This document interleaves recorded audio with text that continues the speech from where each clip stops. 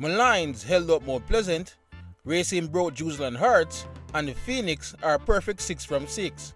But we got to start one place and one place only, and that's at Sabina Park, where the former Phoenix stole the show. This is Match Week 2 Review Show. Yeah, people, welcome back to JPL Fan, and the new JPL season just keep trucking along. But as promised, we will begin at Sabina Park, where the Junglers took on the defending champs. Let's begin with Arnett starting 11. They made a change in goal as new signing Anthony Bennett makes his debut. Granville and Kelson were brought in, and Jaheim Thomas makes his long-awaited return. As for Cavalier, Forbes and McKenzie made their JPL debuts. Talbot was drafted in, but Stein is still the man to lead the line. No, it was a nice breezy tempo to start the game as both teams were looking to go direct as soon as they could. No one was really settling into any rhythm of play, but things will get rolling in the 9th minute when Roderick Granville was taken down in the box by Giovanni Leng. Referee Odette Hamilton pointed to the spot, but looking back on the replay, yes, there was a tug, but I think that one was a bit soft. Nonetheless, to the spot we go, and Rashika Kelson made no mistake to give the Junglers the lead, 1-0. Cavalier sprung into the action after that and suddenly had more white shirts in and around Arnett's penalty box. But it would be the Junglers that almost score again. After another fast break, the ball fell kindly to Shantamai Taylor, but Jedine White denied him at close range. Cavalier would keep up attacking though, and Stein had a great chance to pull them level despite the tough angle, but they remained 1-0 down.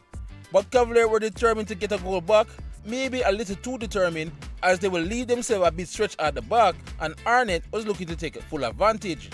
But this sport can be funny sometimes, as it would be Cavalier on a counter of their very own that would feed Dennis in behind for a cheeky chip over Bennett to draw Cavalier level in the 28th minute, 1-1. After this, both teams kept up their sparring, going job for job, counter for counter, but we had to wait till the 39th minute for someone to break the deadlock. And what a way they managed to do so. New Cavalier signing Daryl Mashcott pulled the ball back to the top of the 18-yard box, when Denzel McKenzie neatly side-footed his shot into the back of the net. 2-1, and Cavalier has officially turned things around. The Junglers tried to respond well, but 3 minutes later, they will find the ball in the back of the net once again, courtesy of, well, that man once again, McKenzie, 3-1 now. That would end up being the last major action of the first half. Second half now, and Cavalier start out a bit watchful, but before you knew it, they found Stein in behind once more for a 1v1 with Bennett, but this time the former Harbour keeper made the save. But as the half went on, he was finding more space in behind as the Junglers were taking more and more risks in the attack. That pattern would hold for a while until the 68th minute when an unlikely goal scorer got his name on the scoreboard with a well-placed header. Unfortunately for him, it was a hilarious own goal by Leng, and it was a clear misunderstanding between him and Jadine White in goal. So just like that is 3-2, and the Junglers were gifted a way back into the game. And White almost found himself in the doghouse moments after when a routine save went terribly wrong and he almost gifted Arnett another goal. After that, it was all red and black as Arnett went on the charge to find the equalizer. But it would have been Cavalier with the game's last major chance after some good work from Mascot down the right, but the Antiguan just could not finish the play. But they didn't need an insurance goal in the end, as referee Hamilton would blow a whistle for the final time and the champs are officially off and running. So not bad entertainment for the neutrals, but how was the game in terms of stats? Well, Cavalier held more possession with 55%, but Arnett outshot them 16-12. 6 were on target by both teams, and there were 49 dangerous plays for Arnett while 33 for Cavalier. Okay, let's begin with the champs. Not the start they would have wanted, but credit to them, they carried out their assignment and finally got goals and 3 points on the board. As for Arnett Gardens, well, it's better, but they still have ways to go. It took Gilbert 2 years to find the right balance between attack and defense, so Williams will need more than 2 games to get his ideas across. But anyway, for now, the final score reads Arnett Gardens 2, Cavalier 3. We now move on to Jerusalem Mini Stadium, where Waterhouse were hoping to kill Racing early season momentum. In terms of the starting lineup for the home team, Kimani Campbell shook off a knock to start at left back. The Bajan Omani Leacock starts in midfield. and Colorado Murray makes his second home debut in front of these fans. As for the starting lineup for Racing, well, there's no surprise, it's unchanged after their big victory last week, including Giovanni Cunningham gets to start up top once more. Now, when the game started, Racing started the same way they did versus Arnett Guns, direct and aggressive, but Waterhouse were prepared and ready at any moment to lead a quick counter up the other end. In fact, Murray would get the game's first shot on target, but it was a comfortable save for Swearing on this occasion.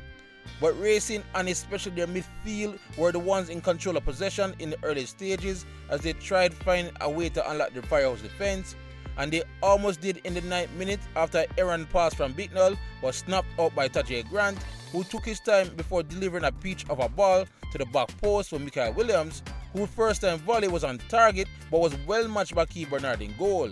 0-0 it remains. After this, Racing kept up the pressure as nothing was going the home team's way. They were even forced into an early substitution, which saw Javier Bryan entering the game.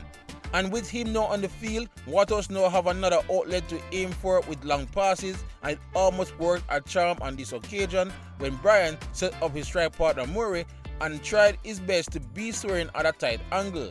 But Racing's number one was equal to the task to keep things leveled.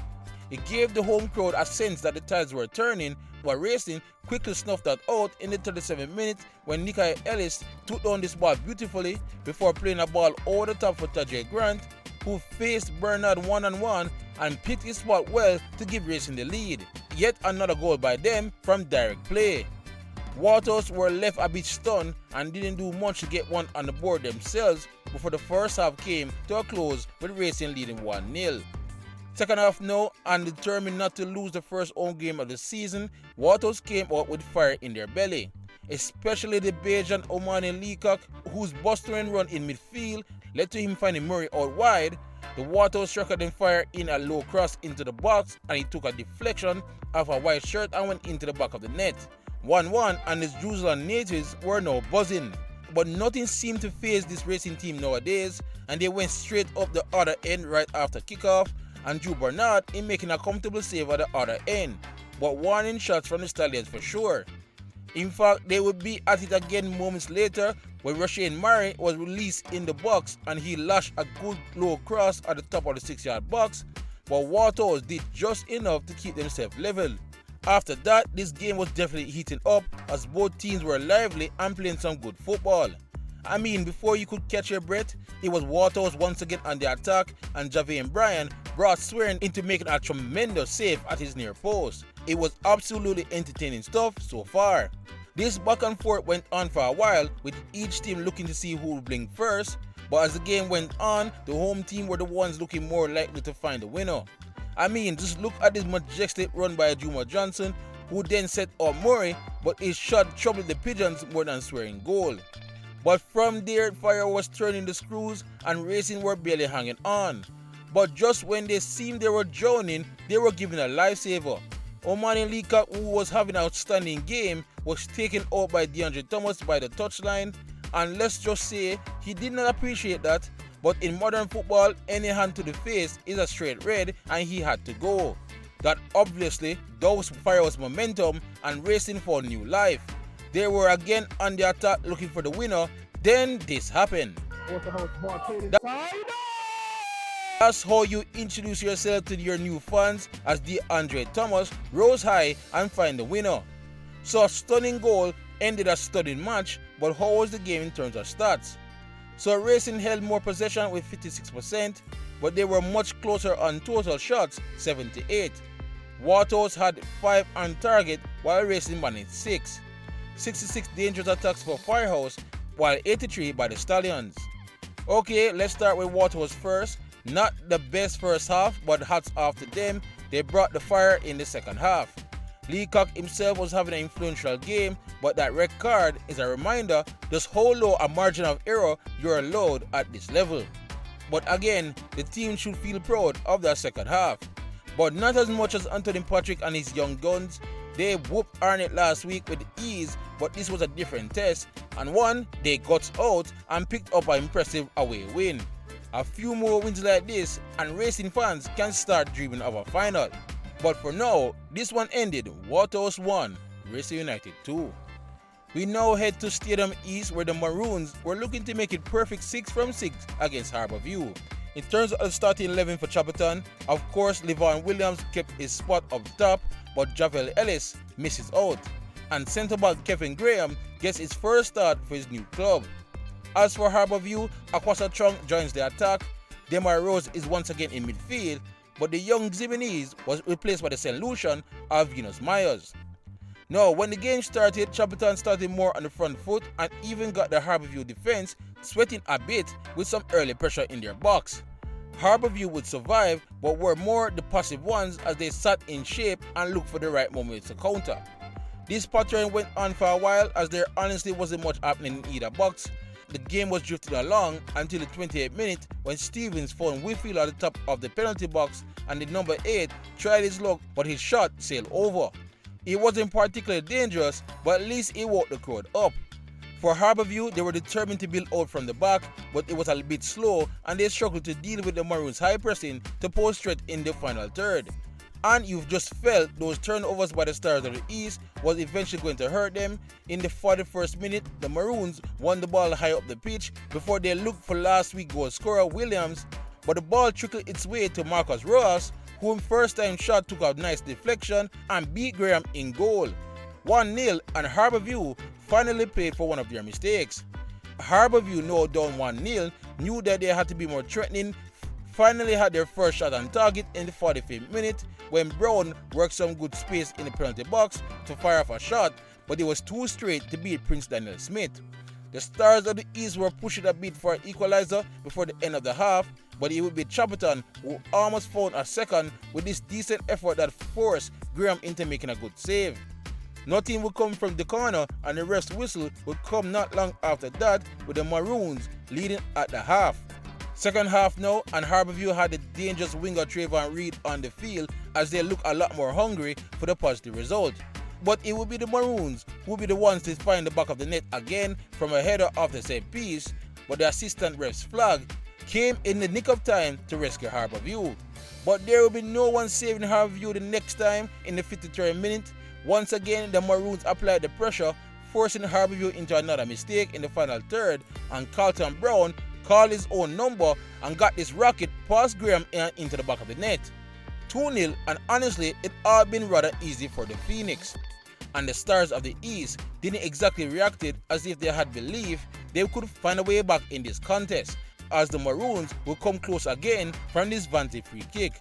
And honestly, from there, the contest was effectively over. Harbour lack of creativity was on full display. Heck, up until the 74th minute, Graham remained the busier of the two goalkeepers after he was drawn into making another save on the shot from distance. This last effort from Chung was the last major move by either team as Phoenix Chapleton Maroons eased their way into another 3 points to start the season. So another good win for the Phoenix, but how was the game in terms of stats? Surprisingly, Harbour held more possession with 54%, but they were outshot by the Maroons 13-8. 2 were on target for the Stars of the East and 4 for Chapleton. 57 dangerous attacks for Harbour and 54 for the Maroons. Alright, let's start with Chapleton Maroons. Another solid performance, and they reduced the amount of chances they give their opponents from last week. There will definitely be sterner tests to come, but nonetheless, a solid start to the new season. As for Harbour, I know it's only 2 games in, but I'm slightly worried for them. They again lack any creativity in the final third, something I've been saying about Harbour for the last couple of years now. If things don't pick up soon, it will be another long season ahead for the Stars of the East. But anyway, once again it ended, Harbour 0, Phoenix Chapleton Maroons 2. That game was just the appetizer for Sunday night's main dish, as Portmore United also took on Tivoli Gardens at Stadium East. For the starting 11 for the Sun City boys, well, surprise, both Reed and McGregor remained on the bench despite good performances last match. Nicoy Gale kept his spot, and Rashawn Small comes in for the injured Tarek Zimenez. As for the visitors Tivoli, well, for one, they had more than 2 subs on the bench this time. Steve Reed and Jonah Williams comes into the squad, but still no sign of star player Nicola Fuller. No, when the game kicked off, it was actually a decent start by Tivoli as they started on the front foot. In fact, they almost took the lead very early on from this corner, but Portmore scrambled the ball away off the line. From there, Portmore was having a hard time to even pass the half line as Tivoli was working hard to contain them in their own defensive third. But Portmore's defense held firm and they even produced the game's first big chance on this quick counter that eventually saw the ball fall into Grant, but he failed to beat Diego Hartnett in goal to keep the scores leveled. From here, Portmore finally found their footing and started to move the ball much better, although not much goal activity came from it. While Tivoli kept up the running and was still probing for any clear looks at goal. But effectively, both teams cancelled each other out and the rest of the half would go by without any incident. 0-0 at the break. It was an interesting start for the second half, with Hartnett showing off some good dribbling skills to get out of a hairy situation. But Portmore were the ones in control, and via halftime substitute Benbow, they produced the first shot on target in the half. But it was another good start by Hartnett. Benbow was one of 3 attacking changes that also included new strike partner Peter McGregor and Marcus Reed, as coach Rudolph Austin was looking to jumpstart the attack like he did in the Portmore derby. And while they brought some pep to Portmore's attack, they didn't really cause too much trouble for Tivoli's defense. Tivoli also rang the changes, bringing on the likes of Rodica Wellington, but the men in Tangerine didn't fare much better when it came to any shots on target. So yeah, the rest of the game was a dull affair, with this wild tackle from Young being the only little excitement we got in the end. So with what seems to be becoming the new norm, it was another dull draw between these two, but how was the game turned to stats? Well, no surprise, Portmore had more possession with 52%. They also led the way in total shots with 8 compared to Tivoli's 4. Portmore had 4 on target, while Tivoli had 0 in 90 minutes of football. 51 dangerous attacks for Portmore, while Tivoli had 40. So yeah, this was a tough watch. Portmore's defending is normally one of the league's best, but apart from the opening 15 minutes, they could have all taken a trip to Hawaii, come back, and Tivoli would still have not scored. As for the attack, it stuttered again, and I will be surprised if at least 2 of the 3 in McGregor, Reed, and Benbow doesn't start the next game. As for Tivoli, it's simple, they are missing their players, including Fuller, and once they are all back, they should be better. But for today, Hutton was the clear man of the match. Anyway, once again it ended, Portmore 0, Tivoli Gardens 0. That game wasn't the only dreadful one on this weekend when it came to entertainment, as Spanish Town Police FC versus Dunbeholden was also a tough match to watch. But we will begin with Police FC starting lineup. Wisdom was replaced by veteran goalkeeper Glenroy Samuels in goal. Raheem Gill comes in for Ranger, and Jordan Ellingston kept his spot in attack. As for Dunbeholden, John Luke Wilmot makes his home debut in goal, so too does Stephen Barnett in the attack, and Shaquem Powell comes out for Jaheim Dorman. Now, when the game kicked off, we almost got one of the most bizarre own goals you will ever see, but lucky for Police, Samuels was on his toes. After that, both teams were full of energy and running, but it also meant there was little build-up play by either team to start the match. Dunbeholden were especially bad in this department and eventually decided to just bypass their midfield and look long, trying to find Barnett to hold the ball or to find Nelson in the channels. While credit should go to Police, they may not have held the ball too long, but they were actually trying to keep the ball on the ground and tried some build-up towards the attacking third. They were also prepared to catch Dunbeholden on the counter and had a good move here, but the shot just dragged wide. While Dunbeholden were looking much more dangerous on set pieces and should have taken the lead when Pennycook was practically on mark at the back post, but failed to get his header on target. And honestly, that was all that was interested in that first half. Second half now, and Dunbeholden came out with a little more enthusiasm in the attack. They were still trying to find Nelson in the channels, but he would find himself offside in what seemed to feel like 1,000 times. While Police was still being their true selves, but mostly had pop shots at goal from distance. Nelson would finally test Samuels in goal with a free kick, which he easily dealt with. So overall, Police were looking quite comfortable dealing with all threats. But then the game got a much needed shake-up. A simple throw by Wilmot towards Nelson resulted in a coming together between him and Shamar Harris that sadly happened off camera. The two players were down for a while, but Harris would stand up first and receive a yellow card from referee Perry. And I think Perry forgot that he was already on a yellow card and eventually gave him the second one after some protest, and he was ejected from the game. Now playing against 10 men, Dunbeholden suddenly found new life and space in midfield, where substitute Shemar Booth was free to find fellow substitute Williams, who flipped the ball over the top for Nelson, who was finally onside, and he calmly finished past Samuels in goal for the game's opener, 1-0 to Dunbeholden. Also, with Harris recorded, there was now a gap on their right hand side of the fence, and Williams and Nelson were taking full advantage but could not add to Dunbeholden's tally, while Police scrapped away and had one last chance to get a point, but this free kick in the dying moments went to nowhere. Eventually the game would come to an end with a narrow 1-0 victory for Dunbeholden.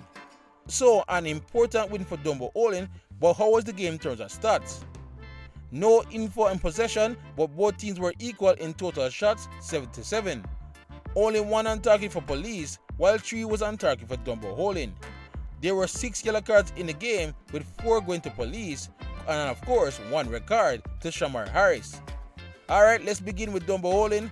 They got the win, which is great, but they are a team that lack cohesion at the moment, especially in midfield. They need to fix this quickly before they can play the bigger teams. As for Police, again they put up a strong fight, but they will learn quickly at this level that may not be good enough. Anyway, once again it ended, Spanish Town Police FC 0, Dunbeholden 1.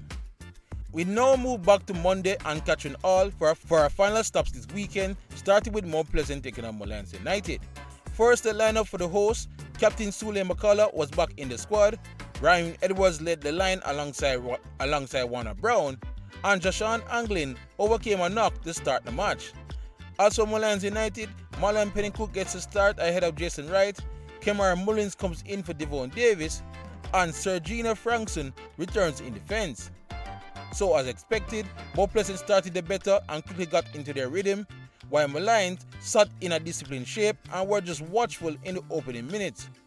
Mount Pleasant had a lot of the ball but found Molynes resolute in defense, leaving set pieces their only real threat at goal in the opening moments. But even there, Molynes' defense stood firm. The men in blue would come again with some good work down the right before they worked the ball to Daniel Green on the left, who tried his best to line up a good shot, but again the defense and Brown in goal did their jobs. Moments later, yet another dangerous set piece caused some confusion in Molynes' box, but it also seemed to cause confusion amongst the Mount Pleasant attackers as they got in each other way. 0-0 it remains. After this, almost from identical positions, Demare Phillips will launch another set piece in the box, but as try as they might, the ball just won't go in for Mount Pleasant. Frustration was now mounting for the team from St. Anne, especially after this good delivery from Anglin just evaded Edwards in the box. Mount Pleasant basically camped out at the edge of Molynes' penalty area, but again, good squares go in, but no one was there at the end of them. And that would be the last of it for the first half, as both teams were level at the break. Second half now, and not much change in the pattern of play, as Mount Pleasant was once again dominant in possession, and you felt they were getting closer and closer, but nothing too troubling for Brown in goal just yet.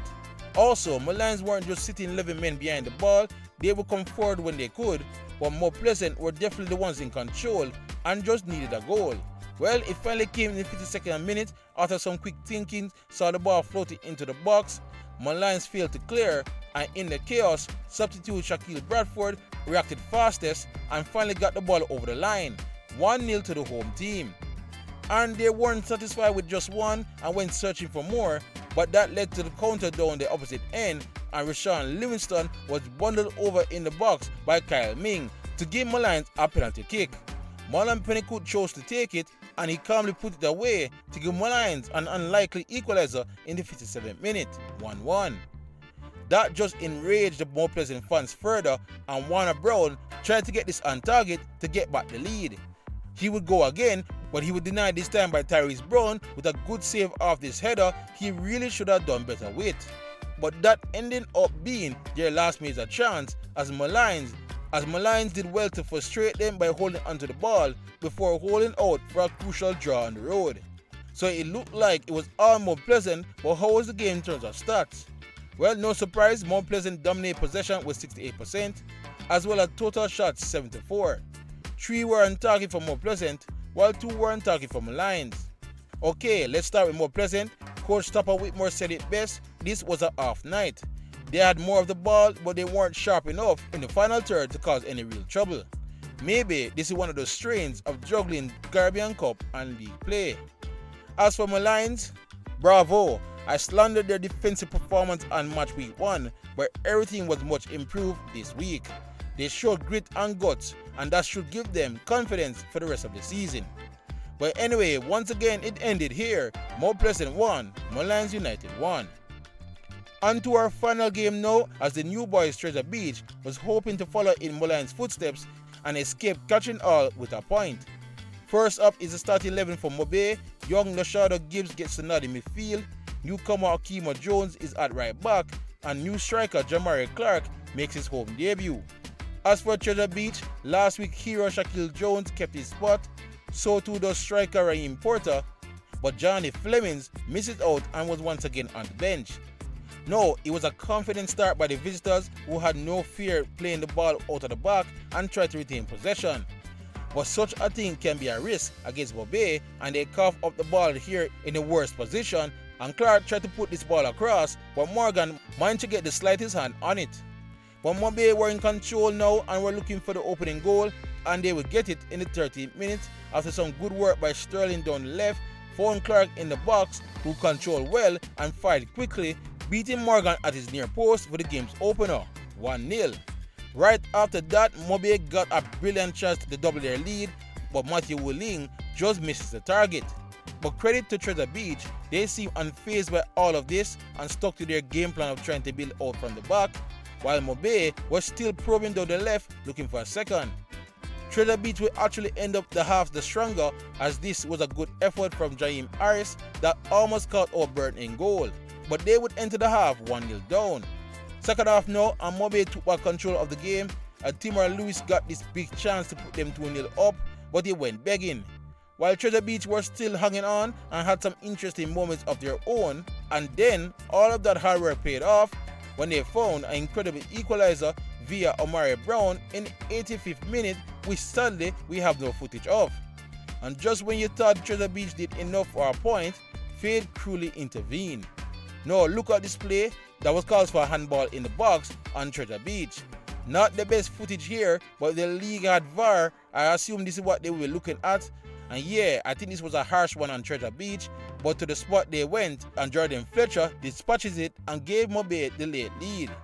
And then he will finally put them away for good in the 98th minute with this goal to seal all 3 points for Montego Bay United. So a tough way to lose for the visitors, but let's talk stats. Mobe had 15 total shots compared to Treasure Beach 5, but only 4 of those 15 were on target for Mobe, while only the goal was on target for Treasure Beach. 3 yellow cards apiece for each team, and of course no red cards were in the match. Okay, starting with Mobe, they do look good going forward, but they have to make sure they take those chances to avoid any possible slip-ups against the smaller teams. They got away with murder tonight, but they will take it.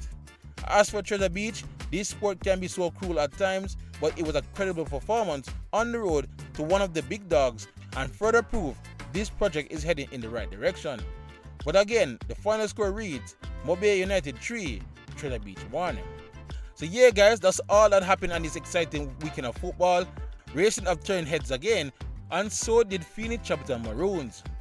But that's all from this latest review show. Thank you all for watching, and please like, subscribe and share as we look to keep you all up to date on everything on the JPL leading up to the final in May. Otherwise, for great JPL content, you're already at the right place. JPL Fan. YouTube, big up yourself.